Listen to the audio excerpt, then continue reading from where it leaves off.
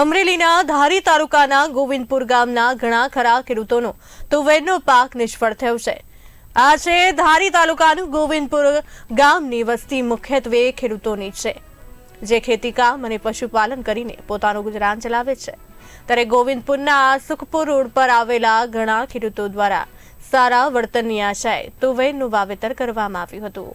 ખેડૂતો દ્વારા જે બિયારણ ખરીદવામાં આવ્યું હતું તે નિધિ કંપનીનું 711 નંબરનું બિયારણ હતું, પરંતુ આ બિયારણ વાવ્યા બાદ તુવેરનો કોઈ પણ પ્રકારનો ફાલ છોડવામાં આવેલ ન હતો, જ્યારે આ ખેડૂતો પણ આશ્ચર્યચકિત થયા હતા। મોંઘા ભાવનું બિયારણ, મજૂરી, ખાતર તેમજ ખેતરની સાર સંભાળ રાખવામાં દિવસ રાત એક કરીને મહેનત કરી અને જ્યારે તુવેરના પાક લેવાની મોસમ આવી ત્યારે અહીં તો ચિત્ર જ કંઈક જુદું જોવા મળ્યું। માત્ર ને માત્ર છોડવાની ઊંચાઈ વધતી ગઈ, પરંતુ ફાલના નામે કંઈ પણ આવ્યું નહીં। આ જોઈને ખેડૂતો ચિંતિત થયા છે। આ તુવેરના ગોવિંદપુરની બાબતે ગોવિંદપુર ગામમાં તુવેર પાકમાં કંઈ નિષ્ફળ ગયો છે એ બાબતે અત્રેની અમારી કચેરીમાં કોઈ રજૂઆત આવેલી નથી। નિષ્ફળ જવાના તો ઘણા બધા કારણો હોઈ શકે છે, ખાસ કરીને બિયારણની ગુણવત્તા એ મુખ્ય કારણ હોઈ શકે છે, પરંતુ વધુ ખ્યાલ ત્યારે આવે કે જ્યારે એ ફિલ્ડની ખેતરની સ્થળ તપાસ કરવામાં આવે। મેં અગાઉ કીધું એમ મુખ્ય બાબત બિયારણની ગુણવત્તાનું હોઈ શકે છે। જે બાજુવાળા છે એની બિયારણની ગુણવત્તા સારી હોઈ શકે, અને જે આ છે આપણું જે તમે કહો છો એ પ્રમાણે જે અસરગ્રસ્ત પાક છે તુવેરનો, તો ત્યાં બિયારણની ગુણવત્તા નબળી હોઈ શકે છે। બિયારણની ગુણવત્તા બી હોઈ શકે, વાતાવરણની પ્રતિકૂળતા બી હોઈ શકે, સિંચાઈનો પ્રશ્ન બી હોઈ શકે, પણ આ તમામ બાબતો સ્થળ તપાસ કરવામાં આવે, તજજ્ઞ ટીમ દ્વારા સ્થળ તપાસ કરવામાં આવે તો જ કંઈક આ બાબતમાં વધુ વિશેષ કહી શકાય।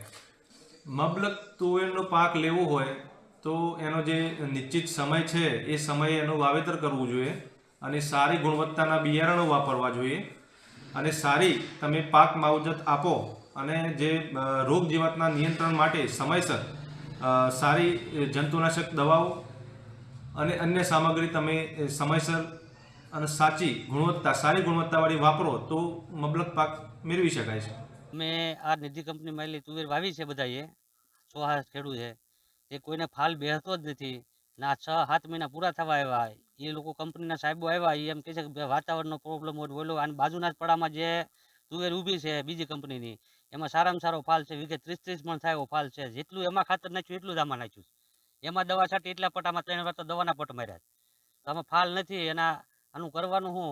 આમાં ખેડૂતને જ્યાં વળતર મળે છે કે એવી માગણી છે ખેડૂતની, કે કંપની આને વળતર આપે, પણ કંપનીવાળા કાંઈ ધ્યાન જ દેતા નથી। આમાં બિયારણ લીધું હતું 3000નું બિયારણ થયું હતું, 350 કિલો પેકિંગ આવ્યું 1 કિલોનું, અને એવા વીઘે 1 કિલો જોઈએ, 8 વીઘામાં 8 પેકિંગ એ વાવ્યા, વાહ ડીએપી ખાતર 7-8-10 હજારની દવા છાંટી, નીંદવાના પૈસા મજૂરીના, હવે તો દવા છાંટવાના પૈસા ના, અટાણા ઢોર સારી એવી દિશા બેઠી છે, તો ખેડૂતો કરે તો જાય ક્યાં?